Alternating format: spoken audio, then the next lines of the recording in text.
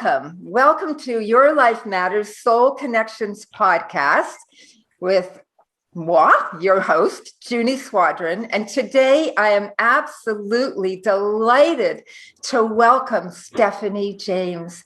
Stephanie, welcome. How are you? Thank you, Junie. I am wonderful. Besides that I shared with you, I am in the middle of doing a garage sale. What's for sale? I love garage sales. Really, we've sold a lot of things. My boyfriend just moved here from Seattle, so we had two households coming together. And so he was supposed to be taking over right now while I did the interview, and he is still at the motorcycle shop. So this is real life and we are just going to wing it. We were talking about this before the interview, that real life just happens and we have challenges and we have to be flexible and spontaneous. So here we are. Thank you so much for having me. Oh, my pleasure. And you're absolutely right. I think I heard birds in the background. Maybe fine, but you know what? That is so great. What can be better than that? A garage sale, birds, as it happens. Here we are live, not live, but live life. Yes. As it happens. So is it okay if I introduce you? And I'm going to read this because I don't want to miss anything and this is probably like a fraction of who you are, but I'm going to read what I've received and have been getting to know. Okay. So Stephanie James is a transformational life coach and a psychotherapist, a dynamic public speaker, published author, and filmmaker. Wow. She delivers her message in a powerful way to help others find their own internal sparks and create their best lives at the next level. She has an unrelenting commitment to help others ignite their best lives and to become the best version of themselves. Wow. Her worldwide weekly radio show and podcast, The Spark, with Stephanie James, has an unrelenting commitment. Oh, I just said that part. But you still have an unrelenting commitment on your podcast show. You see, this is about spontaneity. Yes. It's created to bring the very best in the fields of psychology, science, and spirituality. Beautiful. And take your life to the next level. And in Stephanie's book, The Spark, Igniting Your Best Life, Stephanie shows us how to transform beliefs that don't serve us. Yay. How many of us carry beliefs that we still think, we know they don't serve us, but we don't know what to do about it, right? Yeah. Or we don't even know because they're unconscious. So, once again, if they don't serve us, Stephanie teaches how to befriend ourselves and ways to develop more authentic and rewarding relationships, cultivate grit, love that word, resilience, oh yeah, and joy, and how to approach each day with zest. Welcome, Stephanie. So, thank you. You're welcome. Let me ask you something. What does it mean to befriend ourselves? How do we do that? Yeah. I think it's such an important question, Junie, because I think what happens is we've all heard that old expression like, oh, just love yourself, be your own best friend. And I know after 32 years in the mental health and personal development field, it's not that easy. We don't just flip a switch and love ourselves. We've got to cultivate a relationship with ourselves. So when I talk about really befriending ourselves, one of the things, and this is hard for people, it's to become a priority in your own life. Oh, love that. Become a priority. Oh my gosh. How many of us make ourselves a priority in our life? Right. Yeah, because it gets confused with being selfish. And instead, it's like, no, we've all heard that expression so many times. Put on your own oxygen mask first on the plane, and then you can better assist others. Well, the same is true in life. And so we have to learn. And I guess when I say how to befriend ourselves, it really means how do we show up for ourselves? We can learn to show up for ourselves. And one of the ways I recommend people start cultivating this friendship, it's not that you're just going to all of a sudden love yourself or have a deep friendship. And before I go on, I just want to rewind it to a real life situation. Let's say that we met someone on the street after talking to them a couple times, we're not going to trust them with our deepest, darkest secrets, or, say, well, would you mind starting to pick up my kids at school now? Hardly. Right? I mean, we have to build trust with that person. And the same is true for us. We have to cultivate an inner trust with ourselves. And so that starts with showing up for ourselves. And I love, Junie, what I love is having a daily commitment at both ends of the day. And this isn't a big time commitment. We literally are talking about 30 minutes in the morning and 5 to 10 minutes at night, the bookends to your day. Love it. Yeah. Love it. And what do you do with those 30-minute commitment to yourself during that? Yeah. So, I think I like for people to, when they begin, and they can absolutely make it an hour, 2 hours, whatever fits you. But if you just carved out 30 minutes, 10 minutes of exercise, I don't care if you do 100 jumping jacks and some yoga, something it doesn't have to be a lot. You just get your blood pumping, which helps oxygenate our blood and our brain. And then do 10 minutes of meditation. Mm-hmm. It can be literally as simple as sitting your butt down on the floor, your back against the couch, and breathing into your lower chakra and feeling yourself just ground down for 10 minutes. That's going to help you to just feel like I'm safe, I'm anchored. And then the last 10 minutes really coming into a deep place of gratitude. And I believe writing it down, I don't care if it's the same thing every day. It's just that you feel it, you write it down, you feel it. And I love the expression of just marinating on it. Oh, I saw that in your book and I thought, oh, I love that word. Oh my gosh. Yes, yes. Yeah, because when we do that, we're telling our brain, this is important, pay attention. Mm-hmm. And the other thing I love is that what we pay, it's a principle in physics, what we pay attention to expands. Yes. So if we're paying attention to what we're grateful for, we start noticing it more. And it shows up more and more in our lives. Absolutely. Instead of waiting for the axe to fall, right? Now we're seeing all the beauty in our life and we expect that. Yes. Right? And then it happens, of course, because we're focusing on it. And, exactly. Right? And I remember years ago when I first heard the concept through a dear friend, Tom Evans. He in one of his meditation talks, he was talking about time and how we can collapse time through meditation and that you'll have more time. And I thought, yeah, right. And it's so true because I've been meditating now for years and I find that if I don't, I really feel the difference and things get stuck and start and stop and I meditate in the morning and oh my God, and in my meditation, I have intention and I feel good and I'm connecting with the universe. And my day flows. Yes, I acquire more time, right? In the same amount of time frame. And it's so true, that time. And you know what? I loved what you just said. When we do take care of ourselves first, we make ourselves a priority, it's that trust level because we become accountable to ourselves, right? Yes. And that's just it. And that is how we build that friendship, right? We keep showing up. And it's like, yeah, I've got my back. I'm going to take care of me. I'm going to show up for me. Right. And so then the end of our day that I love is doing something, it was Wayne Dyer. I will always love Wayne Dyer. And he talks about the last 5 minutes of our day and how essential they are, because what we're thinking about at that time, we are going to be marinating on subconsciously for the next 6, 7, 8, 9 hours, depending on how long you sleep. So we want it to be something, a positive content. And so what I have found works so beautifully, and I teach all my coaching clients this and all my clients, is at the end of the day, what can really be helpful is having some kind of stationary object that you leave at your nightstand. So it becomes the visual cue to do this. And so I have this beautiful orange rock that a girlfriend gave me because she knew orange is my favorite color. And it was in her creek in front of her house. She's got this beautiful land in Arkansas. So she gave me this gorgeous rock. It's by my nightstand. And so every night, hold on to it. So you've got like the muscle memory. And then you think, what is the best thing that happened today?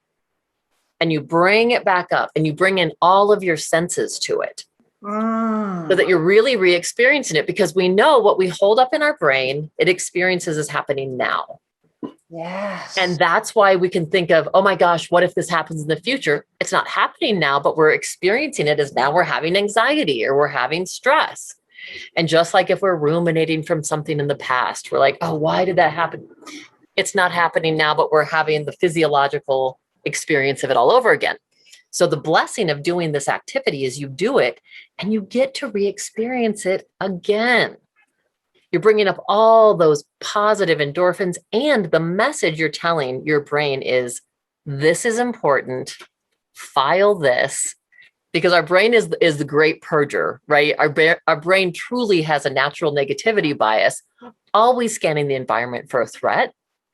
And so if we want something positive to stick, positive experiences are really like, fried eggs on a Teflon pan. They slide right off. And the negative things are what get filed because our brain is trying to help us survive. So we have to have a little more intention to help these positive things stick. I call it stickability. I want these things to have some stickability. So I'm going to bring it back up, hold on to it, marinate on it for a little bit, and then I go to sleep. Oh, that is so beautiful, Stephanie. I love it. I'm going to adopt it and offer it to all my clients. And also in my book, Right Where You Are. And so there's a play on words, right where you are, WRITE. Oh, I love it. Right. However, even when we're talking about or thinking about or writing about something that happened 20 years ago, it's our energy that we bring to it right now that brings it back into the moment. It's just what you're saying. So if you have a touchstone, something that's really beautiful, that feels really good while you're writing a story. I help people to write their books, and they're often writing their memoirs and things that have happened to them in their life that's painful. I'm going to have them hold on to something that's a beautiful touchstone and for that visceral experience. So bless you for that. That is a beautiful Thank tool. you. Yeah. Thank wow. You. Wow. And your friend who brought you that orange rock. Orange is one of my favorite colors too. Yeah. So, so we all want to feel more joy in our life, and at times like this, and the world is a little wacky, and a lot, or whatever. And how do we cultivate more joy? I'll ask you that one first. Okay. Yeah. And there's so many tools to this. I really do think one of the ways that we cultivate more joy is as we start showing up for ourselves and befriending ourselves. That's a natural result of doing that work. Right. And it really is showing up day after day after day. It's like, when we do something in repetition, we know that's what gets it to stick. Yes. And I think cultivating joy, first of all, joy is, we always hear this, it's our natural birthright, and it is our natural state of being. Right. So what happens, when I think about this, just even the name, The Spark, really where that comes from is this beautiful essence that is us. So we are the spark. We are that, whether you call it, some people call it, the God seed, or they call it, our inner self, or the spirit. It's that beautiful light that is each one of us. And unfortunately, what happens in life to all of us is, it starts getting covered up with circumstances and challenges and difficulties. And so part of our job really is, how do we excavate these layers so we can really get back to that light, because that's our true joy. And when we're in that, there's just this natural flow. Now, does it mean everything's perfect? Heck no. No. And I think that's kind of this misnomer that's like, okay, well, if I do my work and I have a loving relationship with myself, I'm going to be good. Right. And the reality is, yes, you are going to be so much better, and life really does flow much more easily, and life is going to happen.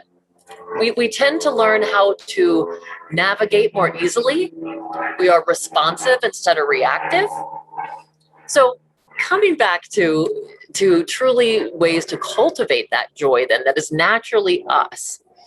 One of the ways, I think, is you have to look at your mindset. Mindset is so essential. And when we're talking about, we all have these limiting beliefs, and you said it in the introduction, we have these limiting beliefs that just don't serve us. And they don't lead to us healing. They don't lead to us growing. They really keep us small. So how do we find out what they are? And that's, I think that's what feels counterintuitive is like, oh, to experience more joy, I dive into my limiting beliefs. Yes, because so many of them are subconscious. Once we bring them to awareness, we can change them. Right. And so what I tell people to do, the easiest thing I feel like is to go down the categories of your life. So you start with maybe finances and money. Then you might go into relationships, even, your spiritual life, self-concept, health and fitness, all these different areas of your life. And then look at, wow, what is the belief that I might have that's keeping me from where I really want to be? Brilliant. And I can think of what always comes to mind for me is a gentleman I knew who's, and sometimes it's not messages, of course, that we came up with. This is from his past. When he was a kid, his dad always said to him, rich people are crooks and rich people are never happy. So he had this mindset like, I don't really want to be rich, not consciously, but subconsciously, he kept sabotaging himself from ever making money because he wanted to be a happy person. Right. And once he became aware of that, he was really able to start shifting that, because our beliefs are exactly that. They're not the truth. They're beliefs. Yes. We've thought them over and over so many times. We think they're the truth, but they're not. And I think that what's also key is about becoming conscious, because I think that so often, as you were saying, we don't necessarily know what we believe until we are able to make a concerted effort to dive into that, to excavate, using your word, right? To be able to go back. And I love the way you break it up into categories, because then it's not like this mystery. Well, where do I start? Money, relationships. What do I think about these things? And where do I want to be? How far do I? And then it comes clear, because we don't necessarily know until we take a look. And then it's that awareness where we can start to make a difference. So what do you do then? Well, so once you have those negative beliefs identified, you started on to actually what the next step is. And I tell people, I want you to envision where you want to be a year from now. Mm-hmm. So now that you've identified it, it's like, okay, where do you want to be in a year and what would that look like? And then using positive languaging coming up for every single one of those categories, the positive affirmation that, of course, we're not going to believe it right now. We know, though, that through repetition and action, we can start changing it. So it's not enough to just say the affirmation over and over and over again. Right. We have to set it up. And what I love is having like an action plan. Yes. So it's like affirmation, action plan. If my affirmation for health and fitness is I eat nutritional foods and I exercise, like I eat nutritional foods daily and I exercise 5 times a week, 30 minutes. That's my action plan. Yes. So it's not just I'm healthy and fit.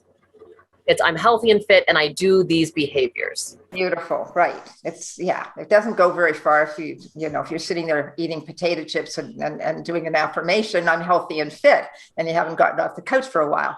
So, right. The action plan. Hi. we have friends here. Yay, I love it. I love real life. Okay. So fun. So it's really important changing it into an action plan, because here's the thing.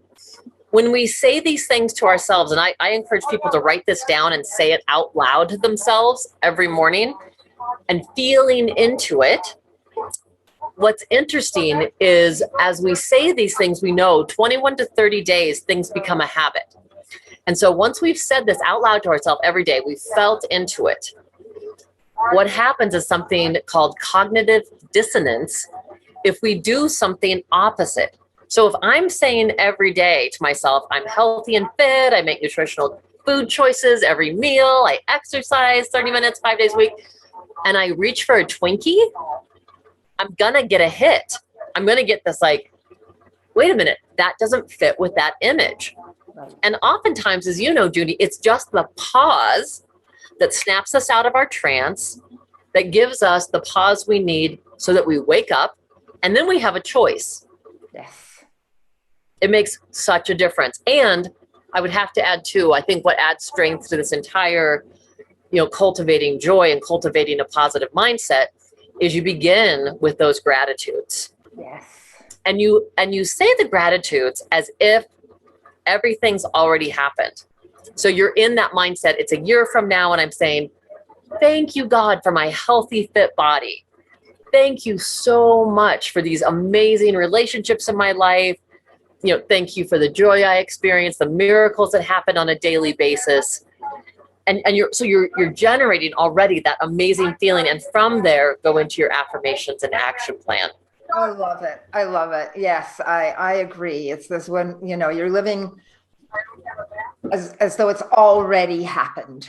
And so you're bringing that full, visceral, seeing it, feeling, tasting, loving it, and bringing all that joy into our cells, into our imagination, and setting that intention and feeling so amazing that bring it to us. That's what energy does, right? One of the things that is, as we know from the beginning of the interview, we were talking about, I'm sitting here in the middle of a garage sale. And so, people may hear in the background some joyful voices, people, shopping and finding bargains on this beautiful day. So I'm just giving the listening audience permission to just try to drown that out, if you will, or just join in the joy. Absolutely. There's some excitement and joy, and there's a happy shopper right here. Right here, getting this lovely. Yes, I will. What is this? Okay. So I love it. Yes. That, I think, you used a word a little while ago, choice. And we always have a choice. My beautiful partner, David, told me coming home the other night, there was like this enormous lineup of traffic.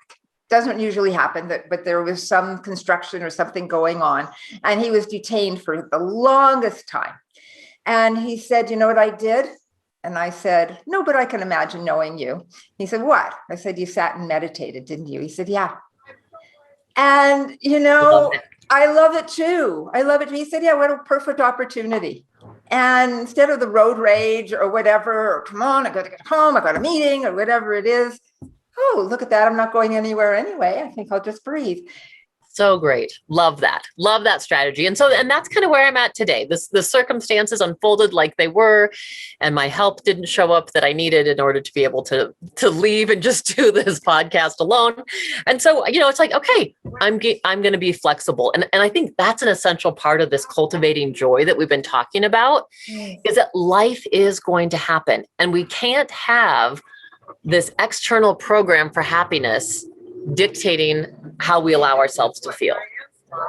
Totally. So that leads into my next question. Yeah. I'm curious about the flexibility. How would you relate that today, where the world has been shut down for over a year now with COVID? How do we create this ability within ourselves to find the joy, to find the resilience, to find a way of moving through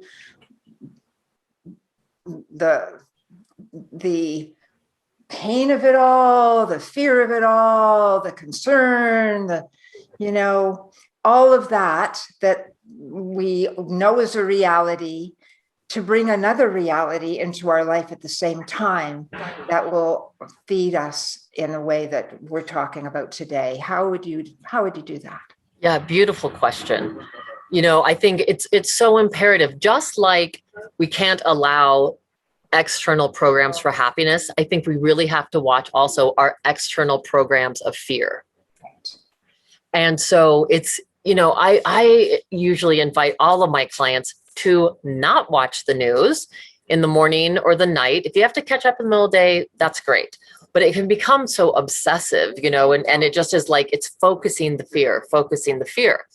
So we need to step away from that. And one of the ways that I find is really helpful for people to start cultivating that inner wellness and well-being is to reel themselves in. You know, when we're playing the what if game and, oh my gosh, what if this happens? And what if the earth, explodes? Or we could go into all these horrible things that are, could potentially happen. So one of the things that we have to do is move into this place where what we're doing is we're focusing on just this 24 hours. And when we do that, and this is one of the things I love to do in the morning, and I really invite people and your listeners to try this because it makes a difference. And it's, again, writing it down, because as we write things down, I mean, it gives it that stickability we were talking about. And so when you bring yourself to this day, this 24 hours, and you say in the morning, how can I take care of myself today? And so you're looking at, you tune in, what do I need today? Well, I want to eat nutritious foods today. I want to make sure I get out in the sunshine and take a walk. For me, on those days, I'm like, one of the ways I take care of myself is spending time with my partner, spending time with my dog, making sure I'm, really giving some puppy time. And if it's a cold night, the end of the night, I want to take a warm bubble bath. I love to read a magazine in the tub. It's such great care time. Luxury, yes. I love it. And the second C is, how can I connect today? So much as we know, the pandemic has been this feelings of isolation and disconnection. So when we take it into our own responsibility to connect, not wait for someone to reach out, but we say, how can I connect today? Thinking about those people that are really special to you. Maybe you have an aunt you haven't visited with in years or months. Maybe you have an old friend, and it's literally reaching out and doing a phone call. Texting isn't enough. Texting won't give us that same feeling as talking voice to voice, or even more so doing what we're doing today and being able to look into each other's eyes and see each other. Because truly, when we do this right now, there's no distance between us. No. Energy. I mean, I love this. Like I could just go like this, and I feel like I am. And I feel like Me too. Me too. I love it, And I already felt that way with you as we were talking on the phone before this. I know. Just hearing your voice and the connection was instant. So we have to think about, how can I connect today? How can I be responsible for changing how I feel?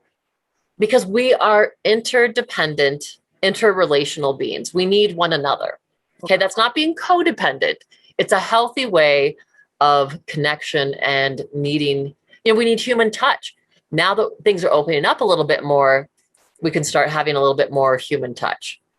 There used to be that formula, like we all need 7 hugs a day. This is one of the things I want to speak to you about that helps remedy that.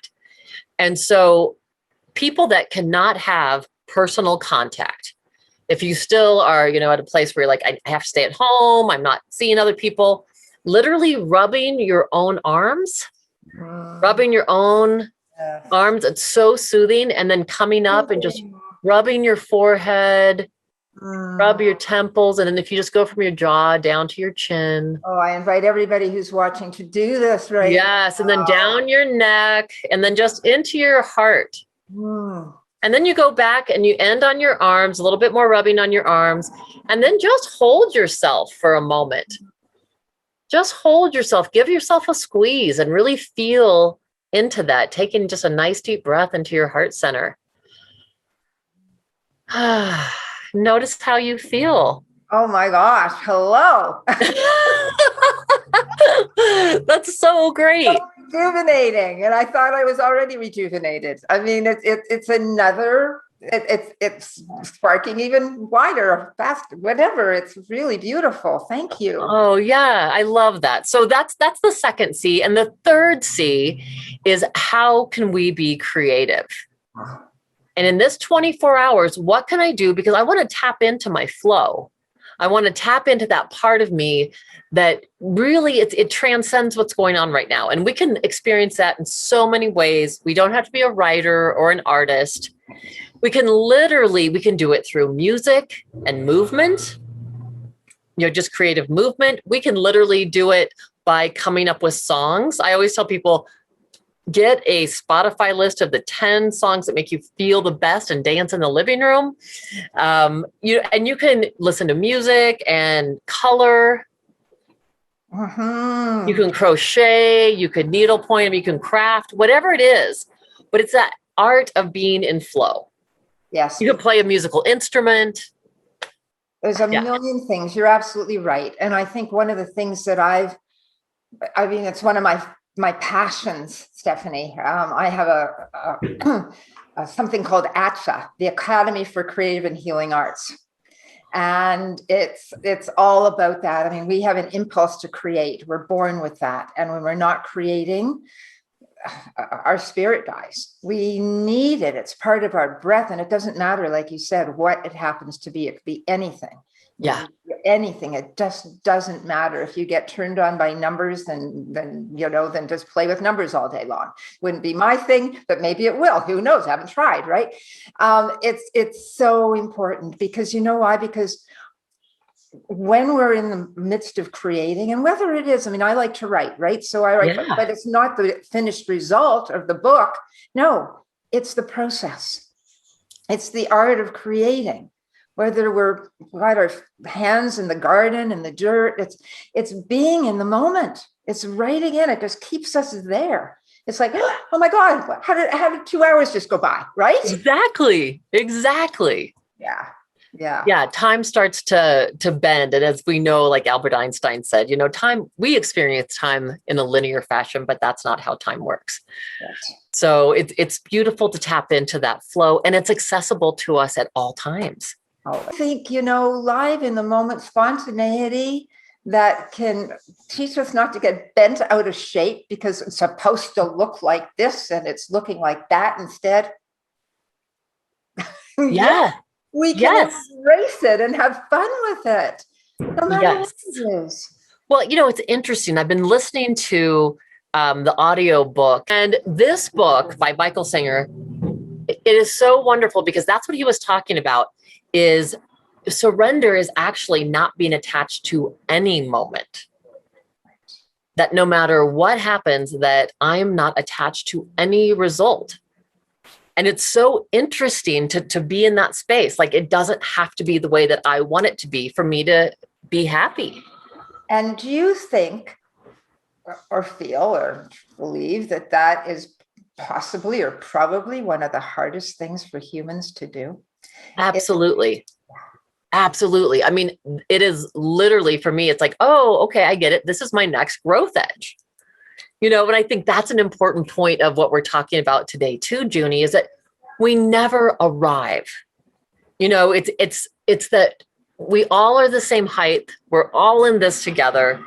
And what we do is we start just continuing, like, what is my growth edge? What is my growth edge? And so this one by Michael Singer, as I'm listening to this, that's become mine. Mm-hmm. So a lot of my life has been around surrender. Yeah. And, in my film that I have coming up, I speak about, having to surrender to a huge process with my daughter who had an addiction, is an addict, but is in recovery, that we struggled with her addiction for 10 years. Mm. And, so a lot of surrender had to happen within that process. For me, not being able to control it, not being able to fix it, even as a psychotherapist and a transformation coach, she had to transform her life. I couldn't do it for her. Oh. And so while that was a huge lesson, it's like, oh, this is the next one.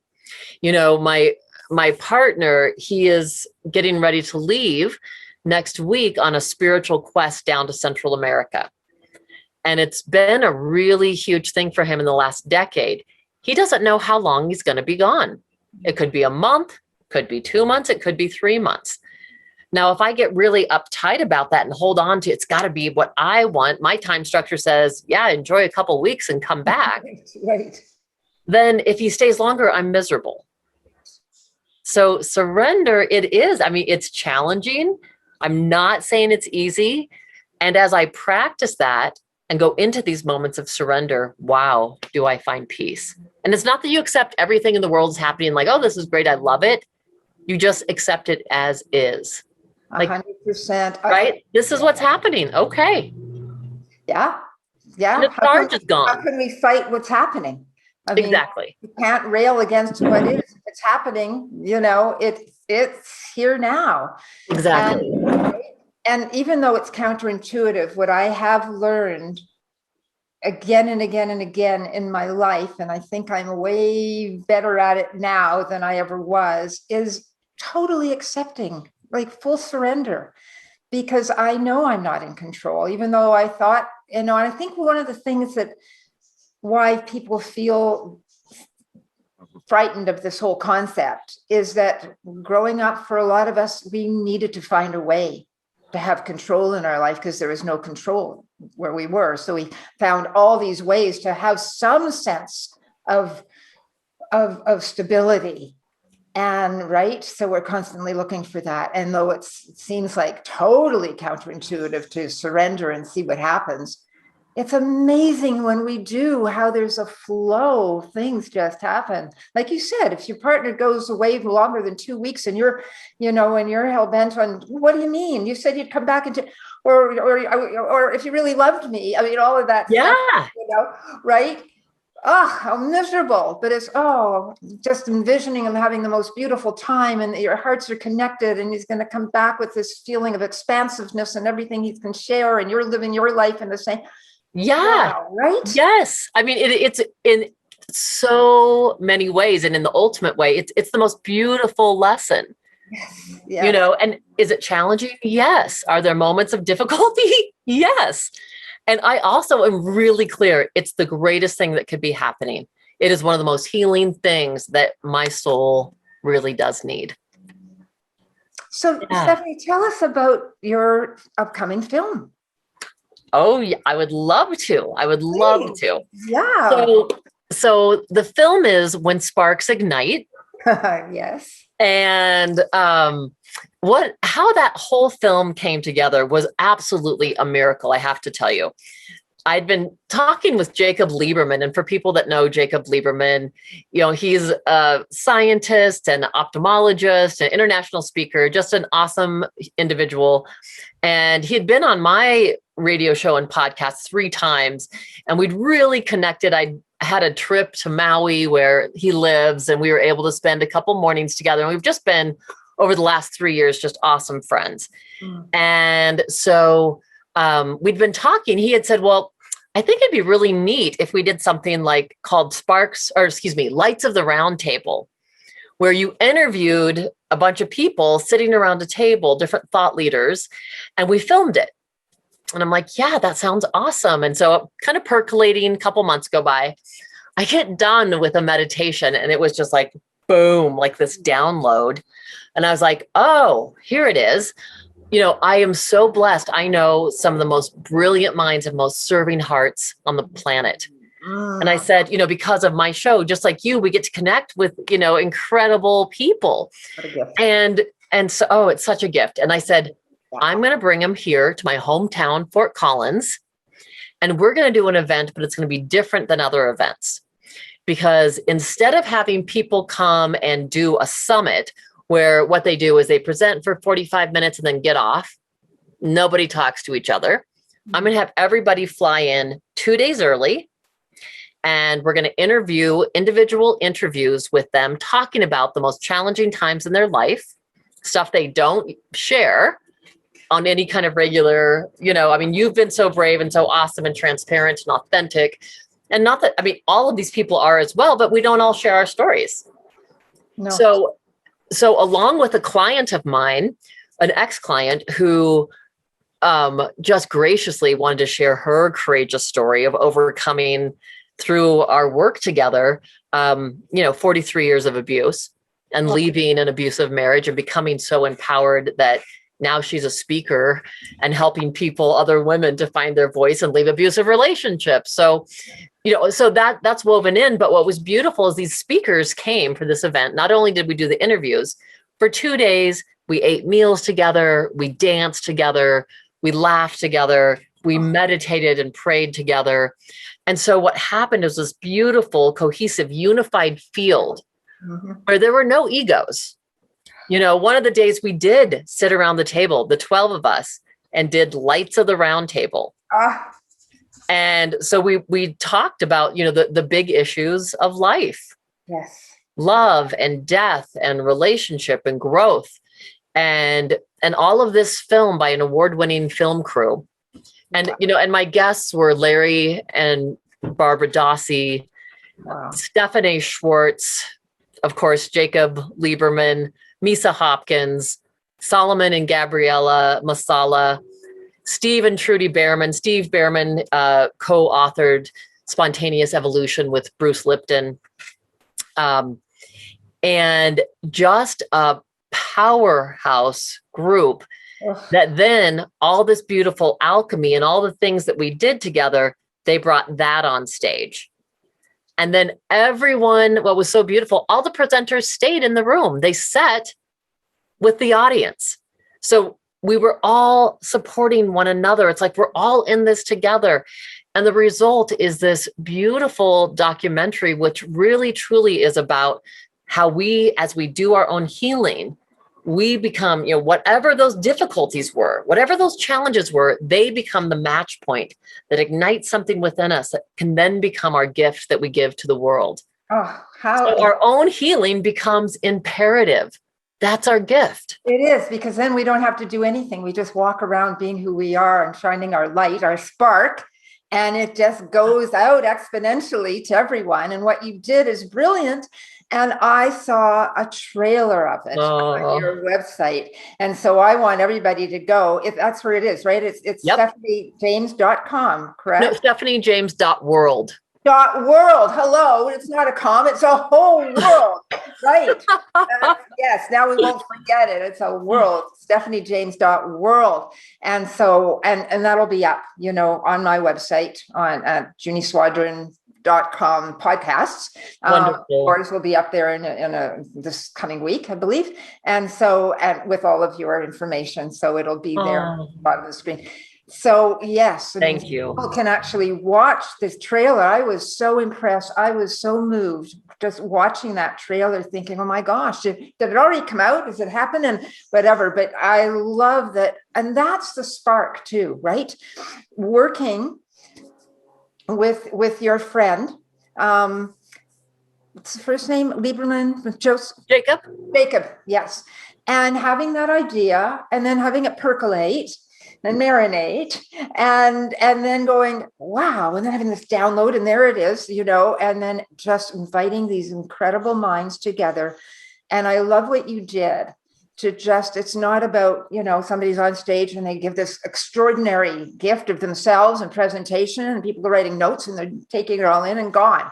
No, this is an experience of real life, everything together. I love it. 2 years ago, I did this thing. I always admired Gertrude Stein. I always saw myself as Gertrude Stein, right? That there I was having these salons and all these interesting people would be there, Picasso and Hemingway and it. And I did a Gertrude Stein evening. And I want to invite people to do this sort of thing because not everybody can maybe have a round table, but even on Zoom. So what I did is I invited some very wonderful people, artists and poets and intellects and whatever, and just interesting people together for a potluck dinner. And then, so we had this amazing food, and then we had the theme, and the theme is, what is your passion? And I had a talking stick, and so we ate and we spoke, but every person would say what their passion was, or that they don't have one and they're kind of confused and they're not even sure. But it was so real and it was so true and it was so authentic. And so by the time we went around that room, there were 13 of us that evening. And then I had it as a music party afterwards. So we all danced and played music and we had mics and we had this and that. And it was awesome. But people now they'd never met each other, most of them. And now they knew who each other were because everybody came from this true, authentic place with a container, right? Yeah. And so it reminded me what you did and have done, and now it's going to be there for the world to see. And we can do that in our own small way. Right? Yes, I love that. And have a theme and say, okay, and let each person just share from their hearts and then bring that beautiful energy. So, wow. So what's next? Well, so what's been exciting is now that things are starting to open up a little bit, I am starting to do some public speaking, and I was one of the presenters. This has been about a month ago, 6 weeks ago, at the Sedona Ascension Retreat. And it was awesome. It was outside, so it was really COVID safe and just beautiful people, awesome experience. I'm doing a lot more transformational coaching. I'm speaking at several different events right now and doing retreats. Right now, I have a beautiful retreat with Sedina Capinelli. Wow. And she does all the ageless living. The retreat that we're doing, it's May 7th and 8th. Oh, just around the corner. So yeah, and if people go right now to the Ageless Living, so agelessliving.com site, and they put in mother in capital letters, they'll get 30% off. Oh. And it's a weekend retreat, or it's like Friday night, I think, and Saturday. So it's the 7th and 8th of May. And the title is Ageless Beauty, Vitality, and Well-Being Inside Out. Wow. So it's Sedina, myself, and a couple other just wonderful people that, I'm thrilled about doing that kind of stuff. As I shared with you, I'm writing my new book. Yes. And that is, yes. I won't say what it's called yet because we're not sure if we can say that. So, right. but just know, this next book is just the next level. And for me, it's an opportunity to share more stories, share more of the insight and wisdom that I've gleaned from the amazing presenters that I've, been so lucky to present with and to have on my show. The dear friendships. What's that? And may I say that you've gleaned from your own life. Thank you. And that you give out so generously. Oh, thank you. Because we can't have that spark of life and glow that you have, Stephanie, without it being an inside job first. Absolutely. I love that you say that, because that's one of my big sayings that really is meaningful for me, is that it really is an inside job. And none of us, and I think the important thing to reiterate is none of us get out of childhood unscathed or life unscathed, and that it's okay. Like, we can heal. It's never too late to live happily ever after. We can literally, as you and I were talking before, I mean, for me, I'm like, life begins at 50 and I'm just about to turn 54. And I'm like, oh my goodness, every year gets better. And the thing is, I had hard things in my childhood, definitely. And I think about where things are at now. I'm not different than anyone else. We all have the ability to really allow these sparks to ignite and really to shine through in our lives.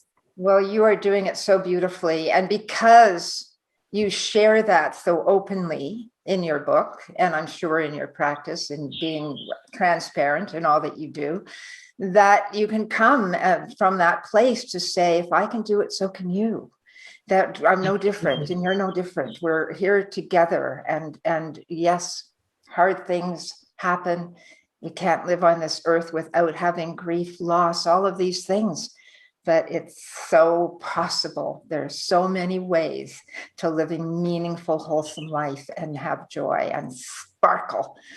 Yes. Yeah. And I feel like you're such an amazing example of that as well. I absolutely, I just feel honored. And before we did the interview, you shared some of your story with me. And I'm just, this is what it's about. This is what it's about. So thank you so much. Do you have any last words that you want to give us for today? I think I would just tell people that just to know, your healing matters. Huh. And each one of us truly, each one of you truly matter, and that we can do this work. This is actually, we can do also joyful work. Work doesn't have to be negative. The joyful work of uncovering that beautiful essence, that spark that is us. That's beautiful. And I have to say to everybody, this wasn't a plant. I didn't ask her to say that, because my latest book in this podcast is Your Life Matters. Oh, Right? So Yeah. I love Yes. Oh my gosh. Yeah. And that's really it. I mean, that is it. And that's so funny because through our talk, I even forgot about the title of your show. That's right. Right? Every one of us, we matter. So it's important that you show up. Oh gosh, yes, yes. You know? Oh, yes. Yeah. And I'm so happy that you've shown up. And I have to say that, Sarah, thank you for bringing us together. Yes. Right. And all right, bless you and have a wonderful, beautiful, prosperous garage sale. We're almost done. We're in the home stretch. So. Okay, go enjoy. All right. Thank you. So much love to you. And to you. Okay. Bye for now.